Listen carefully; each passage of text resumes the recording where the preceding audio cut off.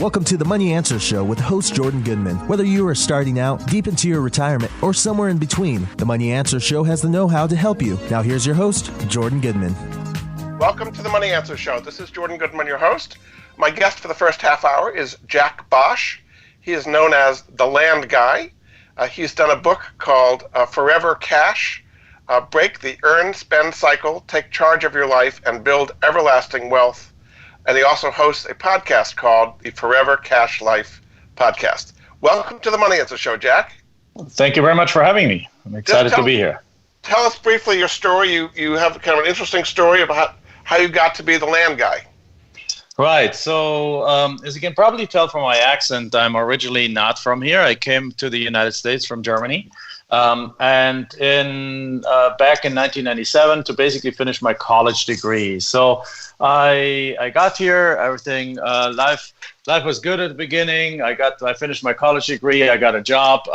And a few years into the job, I really realized that I didn't enjoy it. There was a bunch of layoffs going on, and we realized that we needed to. I almost lost my job. We realized that we wanted to do something different. So I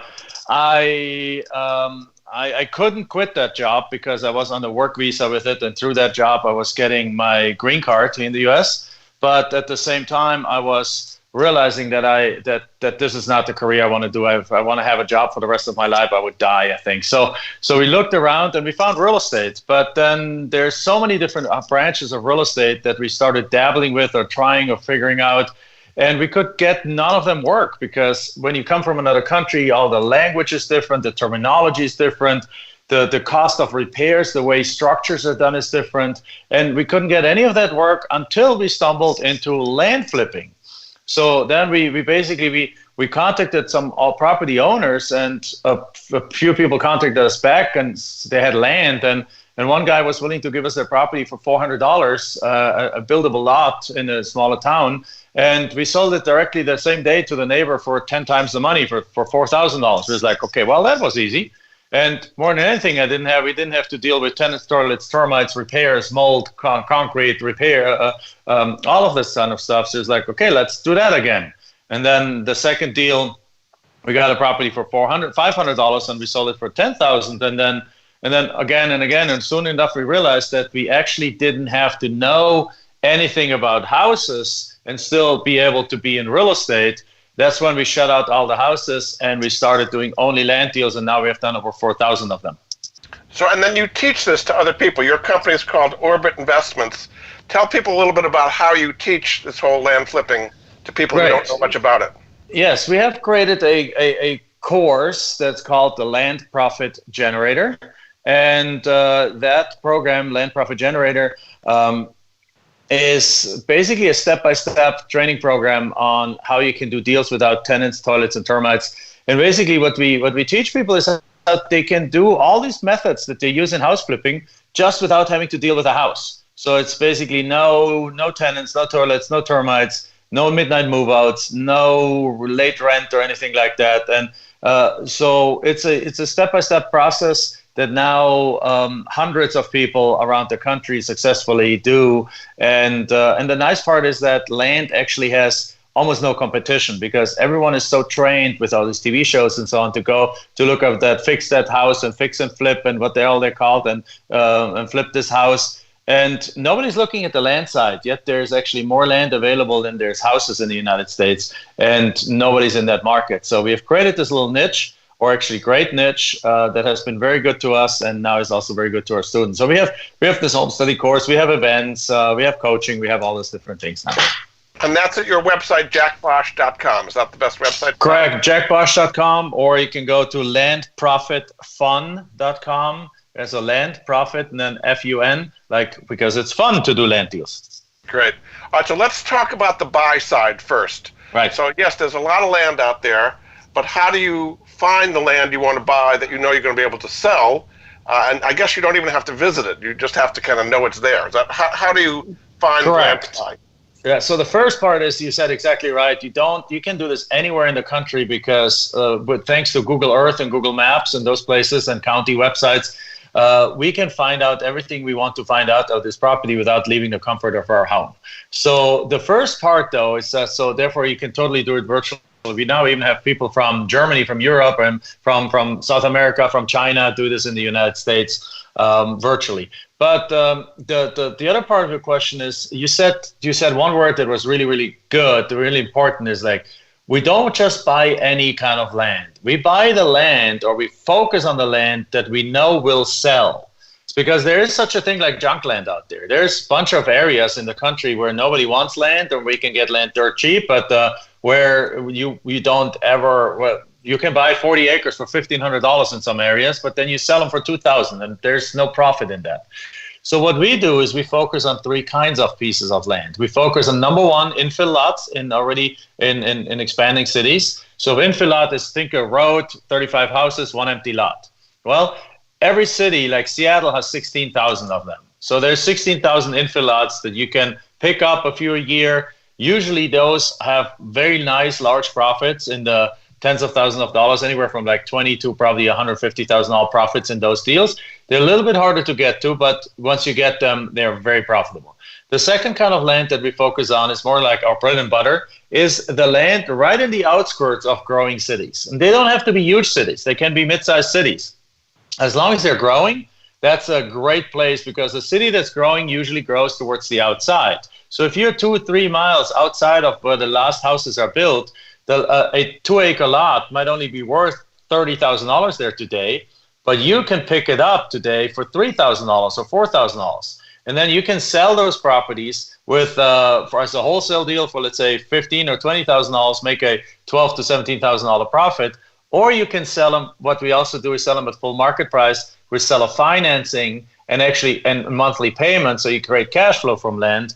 But either way, these are attractive because the city is approaching, so a lot of people like to buy them now when they're cheap still, and then hold on to them for then when the city comes around, they're worth several $100,000. It's a very, very well-established land banking kind of strategy that has made a lot of people a lot of money.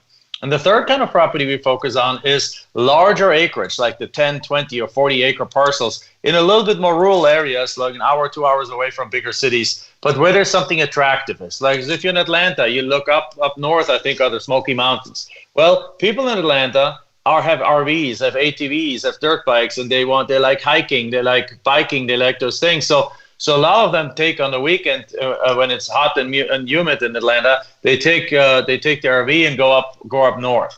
People in Phoenix do the same thing. People in Seattle do the same thing. People all in the country, they do the same thing. So these three kinds of properties, they have the right kind of buyer built in right away. They're attractive in their nature, and therefore they sell very quickly. So yeah. Do you actually identify who the potential buyer would be before you actually go ahead and buy it yourself?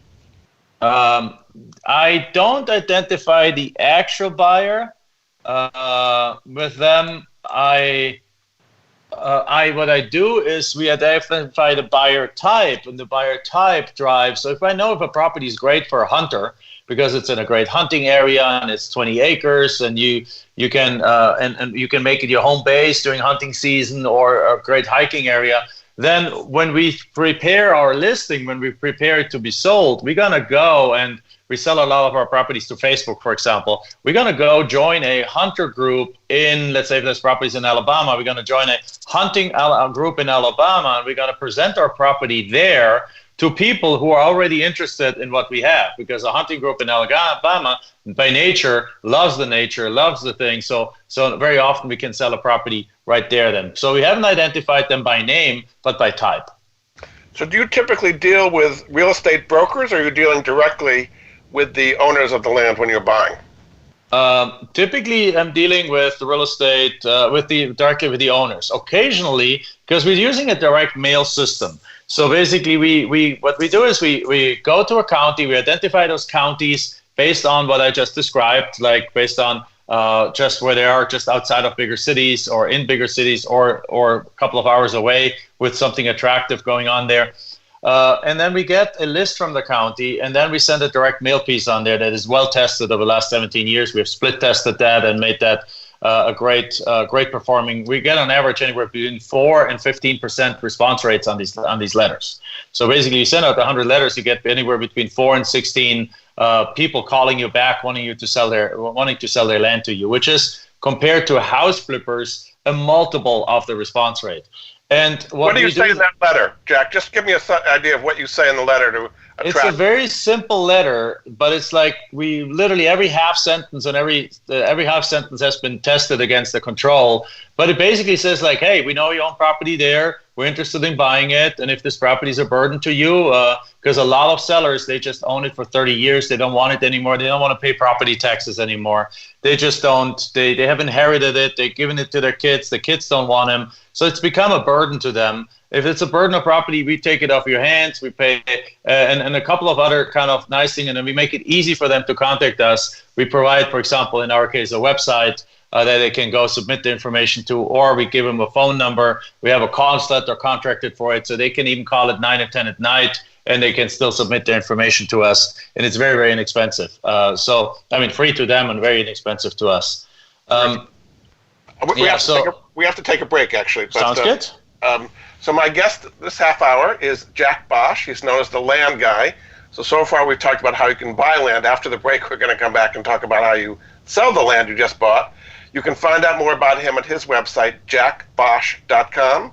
He's also done a book called Forever Cash, Break the Earn-Spend Cycle, Take Charge of Your Life, and Build Everlasting Wealth. We'll be back after this.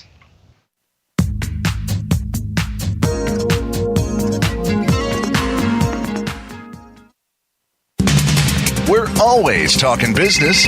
Talk to an expert. Call now toll free 866-472-5790. That's 866-472-5790. Voice America Business Network. Many industries have been revolutionized by technology in the last decade. Books, music, TV, communications, and now it's happening to our money and the way we pay. Tune in to Breaking Banks with Brett King for a look at how technology and customer behavior will bring about more changes in banking in the next 10 years than in the last 200 years. Listen every Thursday at 3 p.m. Eastern Time, noon Pacific on Voice America Business Channel or on AM 1160 The Voice. You'll never look at your bank account the same again.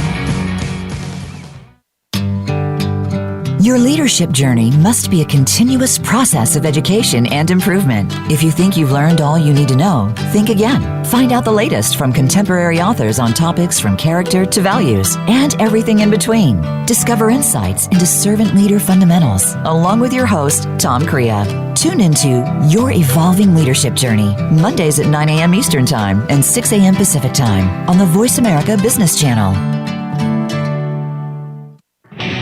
Are you finding your frequency? It can be described as that space between failure and success. It's the future of digital media. It's finding your voice. It's engaging topics, content, and ideas.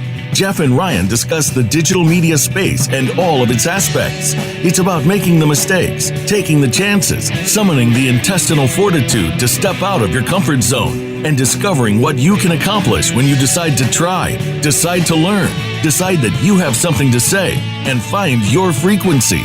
Live Fridays at 12 noon Pacific Time, 3 p.m. Eastern Time on the Voice America Variety Channel. We're always talking business. Talk to an expert. Call now, toll free, 866-472-5790. That's 866-472-5790. Voice America Business Network. You've been listening to the Money Answer Show with Jordan Goodman. If you have a question for Jordan or his guest, please call us now at 866-472-5790. That's 866-472-5790. Now back to Jordan. Welcome back to the Money Answer Show. This is Jordan Goodman, your host. My guest this half hour is Jack Bosch, known as the Land Guy. His website is jackbosch.com. And the book he's written about this whole process of buying and selling land is called Forever Cash, Break the Earn-Spend Cycle, Take Charge of Your Life, and Build Everlasting Wealth. Welcome back to the show, Jack. Thank you very much for having me back. So we've talked about the buy side, so now let's talk about the sell side. You've bought this land, wherever it may be, in the three different strategies. How do you go about finding people who want to buy it? And typically, how long does that take for you to flip these pieces of property? Right. So typically, actually, the first thing we do once we get a property under, once the sellers call us back and we do a little property research, we figure out what the property's worth. We have 5 different methods for that. Then we send out we send them out an offer, and if they accept that offer, the first part we do is we actually don't buy the property. Most of our students. They prefer to actually just keep it on a contract, and our contract has a few provisions that are very interesting. The first provision is that, number one, there's no escrow deposit in there. So because there's no escrow deposit, we never put down an escrow deposit. Even if we have to cancel the contract, we don't lose any money. The second provision is that we can cancel a contract anytime for any reason. And the third provision is that the sellers give us absolutely no problem when making out the actual close of escrow up to 6 months after the signing of the document. So if we sign something on December 1st, then we can literally go and have a full half a year to market this property without actually having to buy it. Now that gives us plenty of time to find a buyer. Usually you find a buyer within a matter of, if it's a well-priced property in the right area, anywhere between 2 days and let's say 4 weeks is a reasonable time period that you can expect to find a buyer. Now, where do we post these properties? We post them. And also the fourth thing that our contract has is that it allows us to actually market the property on public platforms before we actually own it. So the contract gives us the right from the seller to us to actually market it. So with that, we can actually put it on the MLS if we have access to the MLS. We can put it on Zillow. We can put it on Craigslist. We can put it on LandWatch. We can put it on land.com. We can put it on Facebook, and it's all done 100% legally. And those are typically the platforms that we use. Since it's a direct-to-consumer kind of sale point, it's let's say a $30,000 piece of land that we're getting under contract for $5,000. We want to go sell it. We can place it on those platforms without owning it, and it's fully 100% legal. Wow. So you've known before you have it for sale the right kind of people that are on those places. And do you often get bidding wars? Do you have several people responding, wanting to buy and paying higher and higher prices for it? You do sometimes. Except it depends. It rarely happens, let's say, on the rural 40 acres, usually doesn't trigger a bidding war. But a property like right in the outskirts of town, in a growing area, quite often actually does that, and an infill lot definitely often does it. So if you have an attractive property in an attractive location, priced at a good price, then it absolutely can happen that if you put it out there, and you might get several hundred inquiries in a matter of a couple of days, and several people bidding on it, and that's exactly the process that we suggest. And if you have multiple people bidding on it, you just let everyone know to submit what's called your highest and best offer, and then you pick the strongest offers from them and proceed with that. Do you sometimes get pushback from the original seller who sold it for $5,000? Now he sees all over the place that you're selling it for $30,000. Like he feels he got ripped off? No.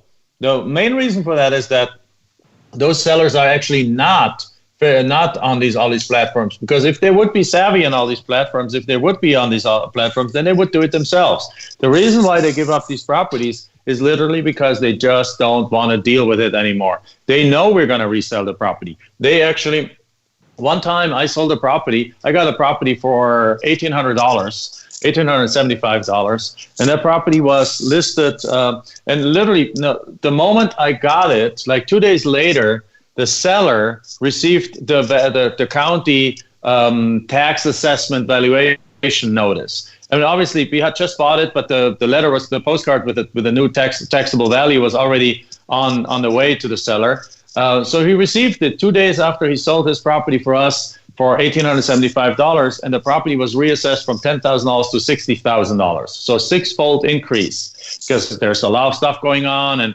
lots of movement, lots of development. And he basically just folded up the postcard, put it in an envelope, and added a little note to it saying like, "Hey, next time I see you, you owe me dinner. Hope you make a nice profit on the property." Nice. So the sellers that we're looking for are not even, there's something in real estate called the motivated seller. Everyone is after the motivated seller. We are not looking for the motivated seller. The motivated seller gives you a 20% discount on a property. The non-wanter, as we call them, the people who absolutely don't want their properties anymore, they give you an 80% discount on the property, and they don't care if you make a profit on it or not. And on top of it, if they're not into social media, they're not into those things, they just want to live their life, and they want to have the property tax bill stop coming to them. Yes. When does it make sense to offer seller financing, and how do you do that? What interest rate, or how do you figure out to do seller financing? Seller financing is one of the sweetest things we have figured out in the land business, because when you buy a property for, let's say, again, a $30,000 property that you buy for $4,000, isn't it a reasonable, you have two choices then. Number one, you can sell this property for a discount price, what's called wholesaling, and you sell it for $15,000 and you make a $11,000 profit after closing costs or so. $10,000 or $11,000 profit. That's great. I'll take that every day of the week, and I'll go do 3 a week of those, right? But if I can get 3 a week, great, and I'll do 3 a week. The other option, though, is that you say, well, if this property is worth $30,000, there's probably going to be more people out there who can afford, let's say, a $5,000 down payment and a monthly payment of $500 with some interest. So when we do that on properties that we buy really cheap. If we pay 40% of market value on a property, then we usually don't offer seller financing, because the down payment would not cover what we pay for the property. But if we get a property for like a 15% of market value, which a lot of them are in that range, so if we get a property for 15 cents on the dollar, it is very reasonable to ask somebody to give you a 20% down payment. So in that case, we would say, if we buy a $30,000 property for $4,000 or put it on a contract, it is very reasonable to ask somebody else, a buyer, to pay me a $4,000 down payment. So in that case, since I pay for $4,000 for the property, I get $4,000 a down payment. I now have made all my money back. I have zero money in the deal, and everything else is just gravy. Everything else is just profit. So those deals that you buy at the lower percentage rate are great seller financing deals. And then typically we work out something that is affordable to the seller and something that makes sense for us. Now, in other words, at the deal like that, at $30,000 with a $4,000 down payment, we basically they would pay off $26,000. I would probably set the monthly payment around $400 to $500. And therefore, the payment would go somewhere between 7 and 10 years or so. And that's a nice and long enough stretch for me to have some really nice financial stability. And it's also short enough for the seller to see like, I have like in 7 to 10 years, this thing is paid off. And it's a high enough dollar amount that it actually is almost the same as my rental properties. I have 50 rental properties, rental houses in different markets. Most of them, if I really calculate it down net, I make about $400 a month on each of those. So now if I set this loan at $400, I get the exact same cash flow without any tenants, toilets, and termites. Yeah. Who is this right for? If somebody has not done land flipping before, who is this right for, and who would this not be a good solution for? Well, the people that we want to be, for lack of another word, the hero to, the people that we want to help are people that are stuck in a job that they don't like, stuck in a life that they don't necessarily think of as the greatest life ever. But they have a dream of actually being able to make it in something, to make it in real estate, to get the financial, be financially successful. But they don't necessarily want to learn some of these hyper complicated real estate methods like multifamily investing and things like that, where you have to have a PhD. Well, you grow gray hair while doing those, because they're like high stakes, high dollars, multi-million dollars. So instead, they want to grab something that they can actually handle. So we have a lot of our students are actually people that have tried the house flipping, and for whatever reason, because there's so much competition in house flipping, there's so much, there's like, if a house flipper calls you right now and says he wants to sell the house, you have to drop everything you do and go meet him. We only make offers once a week to our land sellers because nobody else writes letters to them. So it's an almost competition-free space. So it's very attractive, and a lot of our successful students are people that just never dealt with real estate before, or if they have dealt with real estate, they have struggled because it's just a little bit too complicated.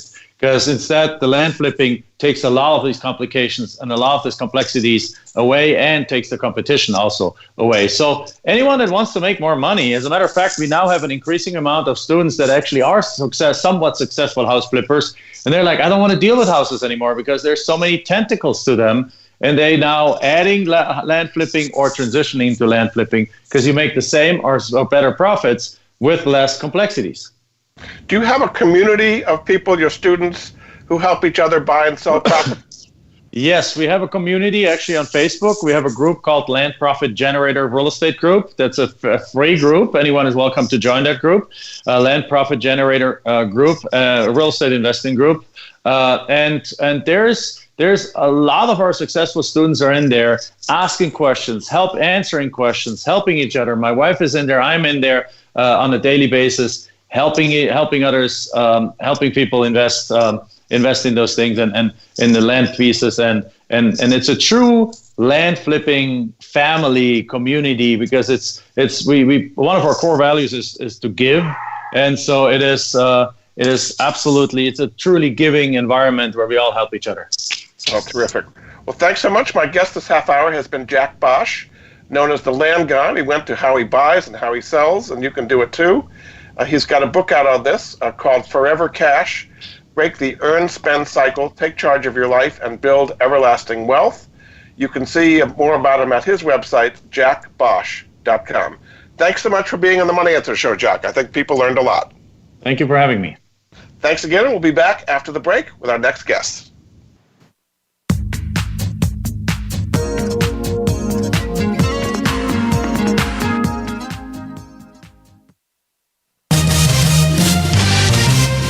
Stocks, bonds, investment opportunities, financial news, and talk. We can help. Call us now toll free 866-472-5790. 866-472-5790. Voice America Business Network.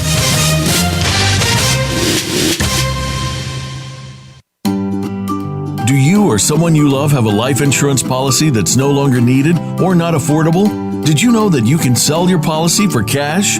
Your reason for buying life insurance has probably changed. Thousands of Americans turn to life insurance settlements to help sell their policies. They act as your representative, getting the highest market offer for you. You've got nothing to lose by simply inquiring. If you're over 64 with $100,000 or more of life insurance, you may already qualify. Call 877-485-6681 to get your free non-binding appraisal or visit fundinglife.com. Life Insurance Settlements. Discover the true value of your life insurance. 877-485-6681. Jordan Goodman is an affiliate. He recognizes quality solutions, forming relationships to help improve the lives of his listeners. Tune in to the Voice America Variety channel on the Voice America Talk Radio Network. Voice America Variety broadcasts a diverse array of topics, reaching a global community. Our experts come from all walks of life, and the topics they discuss are everything from current events, arts and entertainment, leadership, parenting, relationships, self-improvement, career advice, and a variety of other topics. Check us out today. You're sure to find something of interest. Voice America Variety. Talk on today's hot topics.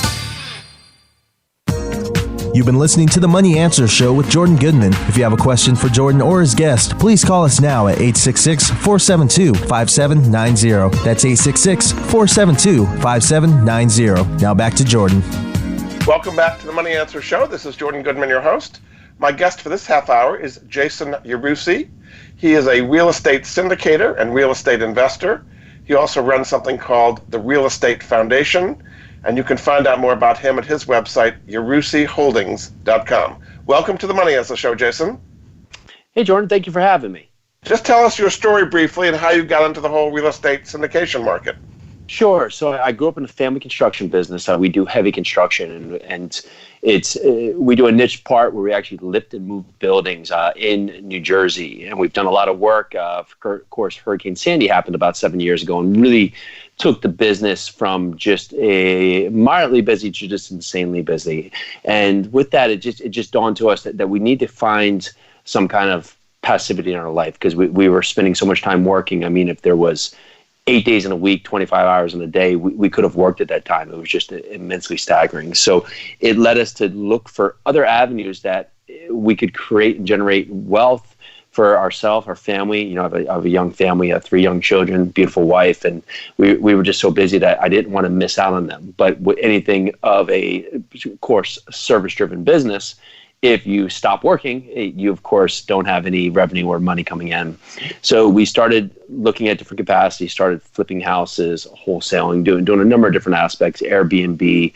And it started when we started doing short-term rentals out of state and just understanding the philosophy, just small rentals out of state. It dawned on us that being able to create systems and put the processes in place and doing this from afar, if we could do this on a larger scale, this could really be a business model that could help us, help others, and really just grow into what we're looking for in the future. So is this something that you teach other people how to invest in multifamily properties to get passive cash flow? It is. We started this as ourselves being students, right? So we aligned with a mentor who was doing this because we just said, hey, who else is doing this successfully? And ideally, how do we follow those steps just to really curb the learning curve? And I'm highly confident that so many people can do this out there, but generally they stop because there's these little things that come up that sideline them because they're just unsure of the answers. And so just like myself, I probably could have figured this out and just powered my way through it. And, instead of having a timeline from me to my first deal be, 12, 13 months, it could have taken 2 years, 3 years, who knows? But in that fact, having someone on my side that was able to give me guidance as I went along the path, it allowed me to just keep myself on the goal, as every time I got a little bit sidetracked, I was able to just bring myself on the path. And that's what we started to do for other people as well, because it first starts with that mindset, right? It first starts with that point of okay, maybe I'll be safe by buying a smaller property, but ultimately going to a larger property, especially in multifamily, begins to create so many open doors for you just with the economies of scale. And that's why we started using syndication. We started pulling resources from investors so we could all benefit from the economies of scale. And the larger for the property you can get, it's more conducive for you to be able to hire the right team and treat it like a business. So with a 100-unit building, you can hire a full-time maintenance staff, a leasing person, where ultimately if you feel like you're starting safe, you may think you're going to try a 10 or 20 unit, and you can't really afford the proper staff to be able to work that property. So what do you have? Tell us a little bit about the courses that you offer Sure. to teach people either how to do a real estate syndication or how to buy larger multifamily. Are these done online, or just tell us a little bit about what courses you offer to help people get into this? Correct. It's called Multifamily Foundation. It's an online interactive course with live training series from myself and my beautiful wife, Peely. And we generally take people through the 12 steps of going through to buying multifamily properties. We do focus in there on syndication because that's been an important component for our business, but it really just starts with just understanding what is the terms, understanding the talk track, and then now setting your goals and setting your mind up. Because generally buying a small property or buying a large property, if you say I want to buy a 2-unit, a 10-unit, a 50-unit, I'll say yes, because I know you can do it. It's really you setting up the mental hurdles in your mind that keep you from doing it. And some of the next series and the steps, of course, is building the team, find the market you want to size up, looking at what kind of properties that you want to focus on, understanding how to underwrite properties, understanding how to talk to investors, understanding how to find financing, ultimately going from there, how to place an offer, how to close on deals, and lastly, how to succeed with the deal once the deal is closed. And that's what we've created our system to really help others go down the path to succeed in doing this. Who is right and who is wrong for this kind of thing? What kind of personality or what kind of traits do you need to make this work? Ultimately, it's a great question, right? And it comes down to, this is not a course for something to be handed to you. This is for you to create generational wealth or have another goal in mind that's going to be good for you. And for me, it's very important that we are creating generational wealth for our family, but we're also helping others, helping our investors to do this, and we're making better, affordable, cleaner places and communities for people to live. And doing so generates multiple jobs for other people, our management company, our leasing people, all these other jobs are being expended by this. So when you look at this, it's for someone who is going to take the steps and go through the action steps, because I guarantee you can do this. Anybody can do this who's listening, but you do have to put in the work. This is a competitive market. And there's a lot of people trying to do this, but there's so many people that start, and never get started and never get off the sideline because they're not willing to take the action steps. So for this, it's someone who has their mind set up and can create goals, and we can help them along the line to meet their goals. So there's two different parts. There's the active investor, and then there's the passive investor, the people who are investing in the real estate syndication. What kind of yields can they typically get if they're investing in your deals? Sure. So ultimately, we're looking for investors who you always want to have. I find there's 4 ways that you want to talk to investors, and especially when you're talking about multifamily properties. First, the investor has to understand you. He has to understand myself, my background, my track record. And if I don't have real estate experience, or I'm starting new into multifamily syndication, and maybe my experience in real estate was in flipping or something else, they have to understand what I've done and how I've committed myself to this, why I'm doing this today. The next is to understand multifamily as an investment. Why is this something I want to invest in? Why am I focusing my time and my energy on that? And so, of course, there's cash flow, forced appreciation, depreciation, tax advantages, debt pay down, many different capacities. The next is talking about our deals specifically, how we look at our deals and why these are the deals we're focusing on. And that's how we'll get to the yield and the return perspective. And only lastly, do we talk about an actual deal that we may have in hand? Because generally where I feel a lot of investors fail is they try and bring the deal first, and then the investor, the passive investor who's trying to learn about the opportunity is bombarded by so much information, and maybe they've never even heard about investing in apartment buildings, or if they have, they've always thought it's for large institutional players or they're just REITs. So when they have so much information, they don't want to invest at that time because it's just too much for them to comprehend. But we find that if we're able to set up investors and understand what they need, because investors, you never know what you want until you ask the questions. Maybe they're only looking for cash flow, or maybe they're looking for tax advantages, or maybe they're looking for portfolio diversification. But if I'm not asking them the question, guiding them to understand how I can help them, then ultimately I'm not doing them the right service, because every investor is not right for our deals, just like we're not going to be right for every investor. So when we're looking at this, we generally focus on opportunities that have a minimum, and this is just to the limited partner or to the passive investor, of over a 5-year hold. We want to focus on deals that have at least a minimum of a 14% IRR, or that would account for a 9 to 10 cash-on-cash return each year, not including the profit for the sale, or a 2x return. So basically a 2x multiple on the return structure, which usually filters out to about an 18% annualized return when you factor in the profit from the sale at the end of 5 years. And what's the minimum investment to get into one of these? It varies per deal. And so the larger the raise, the higher the minimum. So we've done minimums before that have been at 75 to 100,000, and we've done minimums before that have been 25 or 50,000. Generally, it's just going to depend on the size of the raise that we're going to put out there, because we find that our best marketing is doing a great job for investors and communicating, because the investors tell their friends, tell their family, tell other people in their network, and that becomes our best marketing. It's just how we're performing the deals becomes our best marketing. So if we typically have a high barrier to entry and only have 3 or 4 individuals in a deal, well, now that's only 3 or 4 mouths that are able to talk about what we're doing and how we're helping them reach their goals. So ultimately, if we can reach and maybe have an investment that has 12, 15, 18 people, well, now that's the multiple of how many people are now talking about what we're doing beyond us to be able to help us to the next phase of finding investors for future deals. What would be the advantage of going into one of your deals as opposed to buying, say, an apartment real estate investment trust, which is more liquid than what you offer? So many different capacities, right?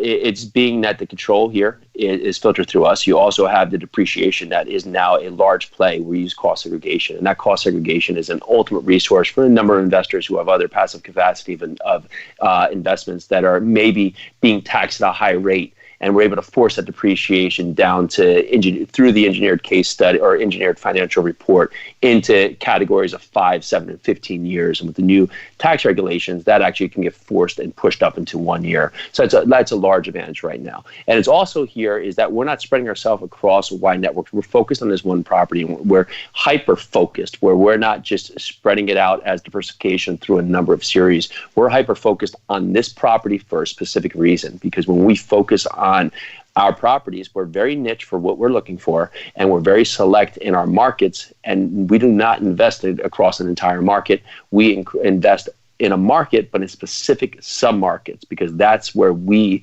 really make our deals work. And so if we were to say Louisville, Kentucky, we don't invest across the entire city of Louisville. We invest specifically in the south side and the south central sub-markets. That's where we focus.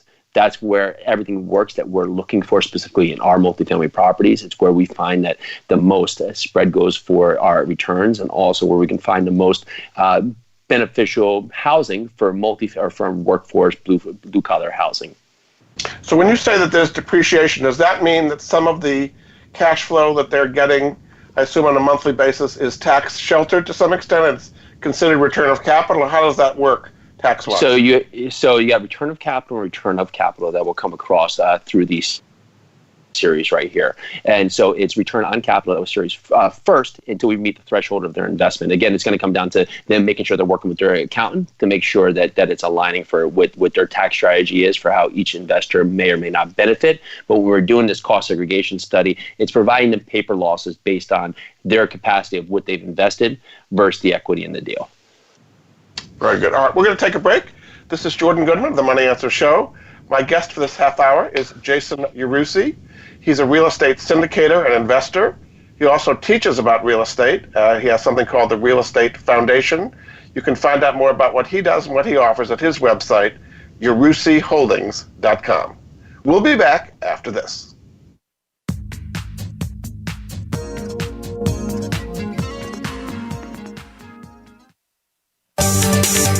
From the boardroom to you, Voice America Business Network. Are you a homeowner tired of making monthly mortgage payments with little progress towards paying down your principal? Does paying off your home in 5 to 7 years without making larger or more frequent payments sound appealing? Paying off your home in full in 5 to 7 years is really possible thanks to Truth and Equity's Mortgage Equity Optimization System, a money management approach that puts your money to work for you 24/7. If you own a home with some equity, have a decent credit score, and verifiable income, you owe it to yourself to learn more about Truth and Equity's program. There's no need to replace your mortgage or refinance in many cases. The system works for new home purchases as well as current mortgages. Your home is your largest investment. Own it outright in 5 to 7 years. Call Truth and Equity 888-262-5540 or visit truthandequity.com 888-262-5540. Jordan Goodman is an affiliate. He recognizes quality solutions, forming relationships to help improve the lives of his listeners. You've been listening to the Money Answer Show with Jordan Goodman. If you have a question for Jordan or his guest, please call us now at 866-472-5790. That's 866-472-5790. Now back to Jordan. Welcome back to the Money Answer Show. This is Jordan Goodman, your host. My guest for this half hour is Jason Yarusi, a real estate syndicator, investor, and educator. You can find out more about him and his courses at yarusiholdings.com. Welcome back to the show, Jason. Thank you. So one of the things you do is add value after you bought. I assume you're not building new property, you're taking existing properties. What are some of the ways that you add value to it, even if you don't have to raise the rents? Correct. So this is one of the topics that we really love, because many investors get hyper focused on just how we can improve and just the property by just solely increasing rent.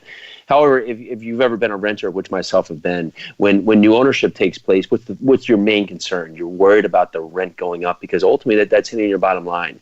So our focus is always from the inside out. We go to the properties and we start cleaning up the curb appeal, start basically putting up new signage, improving the landscaping, taking care of all the open maintenance items that's on the docket for the tenants. What we found is that this starts curbing a lot of the utility usage, over usages that we have in place. It ultimately starts curbing our utility bill, which is dynamic because when you're buying C and B assets of that capacity, when they're not being handled appropriately, maybe the owner's checked out. Well, the tenants stop calling when they have a leaky sink or the toilet's continuing running. So we'll get in there and start curbing our utility bill. And that starts now increasing our bottom line, just our income to our bottom line, because now our utility bill goes from there. But beyond that, we'll do many different things, including changing out toilets, faucets, aerators, and putting in low flush toilets. Generally, a lot of these may just be the original toilets that are 3.8 gallon toilets. And we've done this in the past where we've actually cut down our water bill over 30% on a property based on doing this strategy, and that increased the value almost $350,000 on the property just from changing out toilets, which if anybody's ever flipped a home, you generally don't get $350,000 in value from changing out a toilet. So it's always a nice series. And then we look at the market. Where is our property not competing with the market? If there's not pet fees being offered and all the surrounding properties are now allowing pet fees, we will go in there and institute pet fees. We may move from a deposit and push into offering a move-in fee that goes to our bottom line quickly from the start. We will look to add on cable contracts, laundry contracts, and do many different capacities that they can start adding to the property. We've done basically payment for covered parking before. I have other friends who have offered series of opportunities to add in trash valet, and there's just a number of different items. But we find that if you improve the property, make it a better place to live, start cleaning up the landscaping, improving the signages, improving the amenities, cleaning up the hallways, just making this a better environment for the tenants, there's a lot of things that happen from there. The tenants now understand that the property is getting better. And generally, if the market rents or the rents that are offered the property are way below the market rents, well, the tenants understand that after you've done all this to make this a better place for them, that when you start increasing the rents, they understand why, because they understand this is going to be a great place for them to live. And it also curbs our downside from a lot of tenants moving out and moving to other properties, because day one, instead of us going in there and just pushing the rents up, we'll go in there and make this cleaner for them and their family. So the opportunity for them to stay there, stay potentially closer to their job or where their family's within the school system, instead of them having to move out to a property that if it is a surrounding property, they're already going to pay higher rents because we're so under market. So as we add these rent bumps in here, they typically tend to stay, which is great for us, because your biggest downside on multifamily property is when your units go vacant, the amount of cost to, of course, turn the unit, and the time to lease the new unit. So if we can get moderate rent bumps with the tenant staying in place, that becomes a nice point for us to stabilize the property quickly, continue to offer return for our investors. And then we'll take one step series past that. With great tenants, we love to have a referral fee program that goes in place. And this referral fee brings in great friends of these great tenants. So not only do we find that we're able to keep the tenants, but they start now having their friends come live there. And when people have their friends live in the communities, they tend to stay longer from our experience, which now helps us on both sides. So talk a little bit about the process of buying a property. Is it a competitive market, and how do you have an advantage in getting a good price when you're trying to buy a property that you think has good potential? Focus and follow up. No matter what market you're in, investors are going to say it's just super competitive, super difficult to find a deal, and that can be true. But you have to do the work. You have to be focused on what you're looking for. We fail when we're too widespread in our net, and we're always worried about the fear of missing out. But I find that if I'm very specific, if I came to you and said, I'm looking for 100 to 200 unit buildings, BC assets built between 1975 to 2005, with a valuation or a buy price of $3 million to $12 million. Well, if you look at that, you understand what I'm looking for. But where people fail is that they may look at a 50-unit building and then a 75-unit building and then a 100-unit building and then a 12-unit building, and they're looking all over town. So they're really master of no one set of buildings. And so for us, if we're looking at that type of building we'll take Louisville again, in the south side of Louisville or the South Central submarket, we're very particular, so we know exactly how the building can perform. We can be very quick to act because we already know how that's built in. The learning curve is not there. So that's why we focus on very specific markets, because we want to be the first to react when a good property comes up. And now the follow-up is key. And so there's a story, our first property that we were able to purchase, we actually had found this off market through a relationship, and the owners were asking for $3.2 million. And the ownership was a series, we'll call them the kids, but they were 50 and 60 years old because the father had passed away. And this building had been within the father's possession. He actually built it back, they had built it in the 1970s. And the kids were all out of state. They really didn't have anything to do with real estate. But they had in their mind $3.2 million based on what someone had told. So we found a number that we could offer, which was over $1 million under asking. We were at $2.1 million. And they countered back at $3.2 million. And so that was our initial offer, was 2.1. They had asked for 3.2, and they just countered us back at 3.2. And there was just too much of a delta there. We thank you for your time. And we went on to look at other properties. It was about another 4 months later, we found that property hadn't traded. Nothing had happened with that. And we went back and we actually increased our offer only by $50,000. And at that time, they cut their offer down by $600,000, or their ask down by $600,000 to 2.6 was their counter at that time. Because what had happened is they kept being offered within range of the pricing that we were offering. And they kept saying and countering back at $3.2 million. So investors forgot about the property because ultimately they weren't ready to sell it at a realistic price point at that time. Now, when we went back, we had made a checklist of all the properties we were offering on. So we came back when the property had basically gone dormant, and the family or kids or whatever you want to call them had become realistic with what the property was worth. And so for that, we were able to negotiate back and forth and ultimately close it for $2.3 million, almost $1 million under asking. And it was a great opportunity for us. That's actually the numbers that worked based on the financials of the property. And it took us right at the end, right before we finally just were able to get to the ultimate meeting ground on price, we actually sent them over our underwriting and said, we're not trying to beat you guys up, but just based on the performance of the property, here's what it's worth. And here's what we need to basically meet the returns for our investors.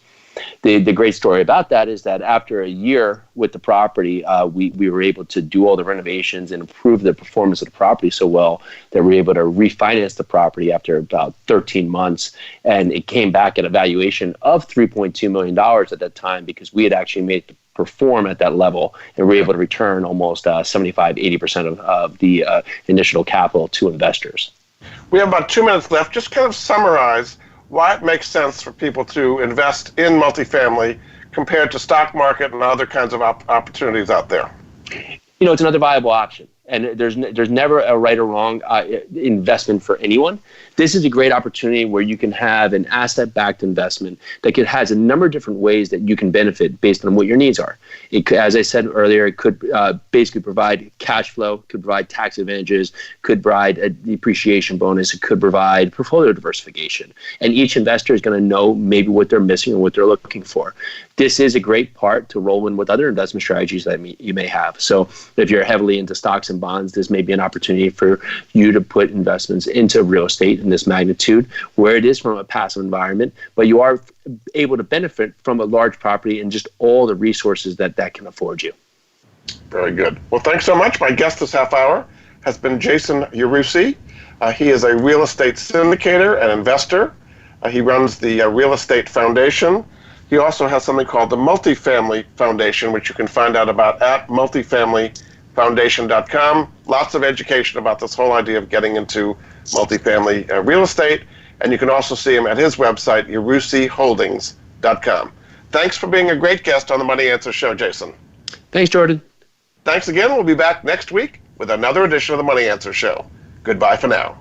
Thank you for joining Jordan Goodman and the Money Answer Show. If you have a question for Jordan, please visit his website at www.moneyanswers.com. And be sure to tune in every Monday at 12 p.m. Pacific Standard Time right here on Voice America Business. See you next week.